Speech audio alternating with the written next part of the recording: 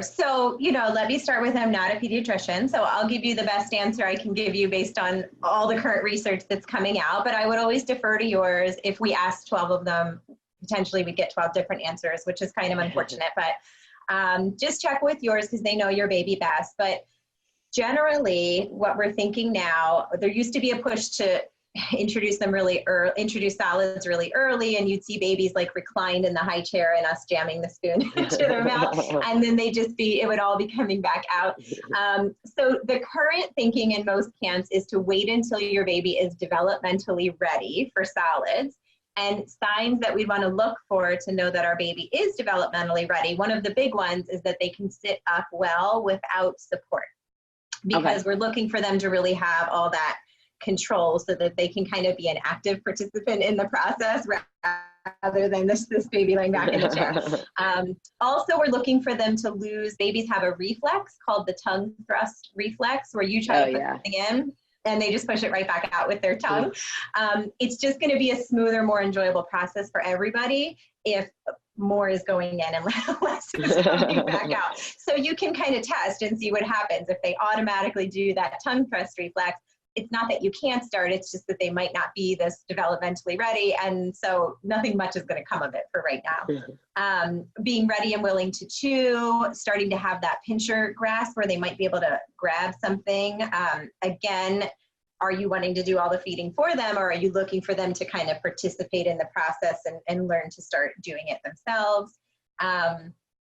And that's another thing I would look for is, are they trying to participate in mealtime? Are they trying to grab your stuff and put it in their mouth? If you're seeing those signs, then your baby is probably ready. So if we're looking for those things, it's probably going to be closer to the 6-month mark and beyond. There are still some starting solids at 4 and 5 months. I wouldn't say it's wrong or bad. There's just some debate of whether that's really the appropriate time to do it based on these signs, and then just also based on a baby's gut and everything that's going on in there with microbiomes and things that we don't have to get into today.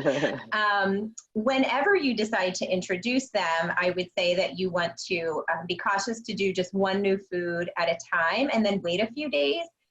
Because if your baby has some sort of reaction, whether it's just, a tummy ache or a rash or something bigger, not every reaction is like a scary reaction. You just want to be able to trace it to, that happened because we had whatever, and let's be on the lookout for that next time. If you were to do 3 new things in one day, you're not really going to know, why that happened. Also, I would start with something like we used to always start with rice cereal, which again, not wrong or bad. There's just not a lot of nutritional value in it. Like it's kind of the nutritional information is like the same as if you fed them the box that it comes in. So now the push is more towards, like oats or brown rice or barley based cereals as a place to start. You don't want to sweeten stuff. Babies can't handle a lot of like salt or spices. So, you don't even have to start with commercial baby food. You could overcook what you're eating, some vegetables, puree them. Or there's also a case to be made for what's called baby-led weaning, which is about giving your baby like a whole hunk of food to start with rather than spoon feeding. And that's probably a whole nother conversation. But I would say one new food at a time, and also just really make sure that if for the whole first year, we want breast milk or formula to be your baby's main source of nutrition. So what you want to be cautious of is letting them fill up on solids and then trying to feed them breast milk or formula, and they don't take in what they'd normally take in because they're full from the solids. So I would think of the solids as a complement to the breast milk or the formula, and try giving them maybe an hour after, like in between feeds, because you want their daily intake of milk and formula to stay pretty much where it was. You don't want it to get reduced by the solids. What should happen is your baby's appetite grows and the solids pick up the extra, but they're not taking away from what they were getting before. That makes sense.